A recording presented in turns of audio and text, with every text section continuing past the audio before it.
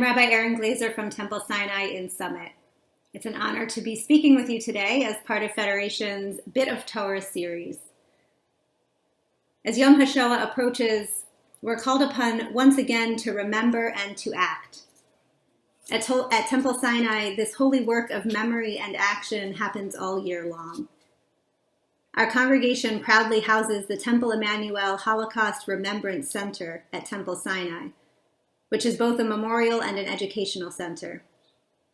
Its repository of historical artifacts and personal histories enhances learning about the past, understanding the present, and drawing lessons for the future, serving as a link between the generations. Our current exhibit, Life and Loss in Germany, opened in 2018 to commemorate the 80th anniversary of Kristallnacht.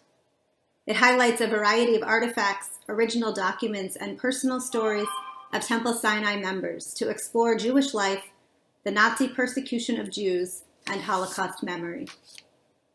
Starting this year, the Holocaust Remembrance Center will offer virtual tours of the exhibit and online thematic presentations, including video testimonies from survivors in our congregation, in order to support Holocaust education at local schools and synagogues.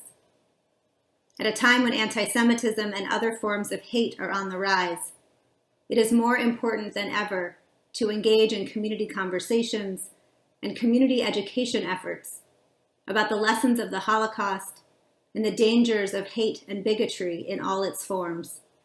We must remember and we must act.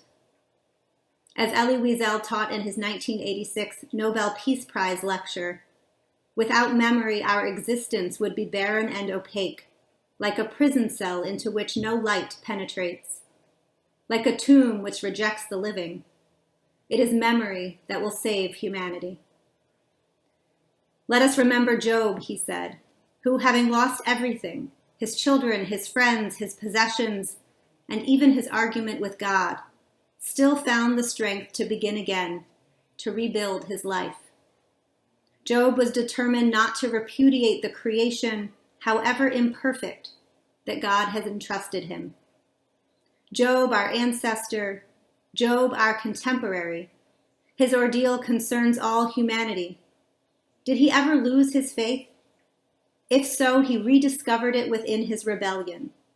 He demonstrated that faith is essential to rebellion and that hope is beyond despair.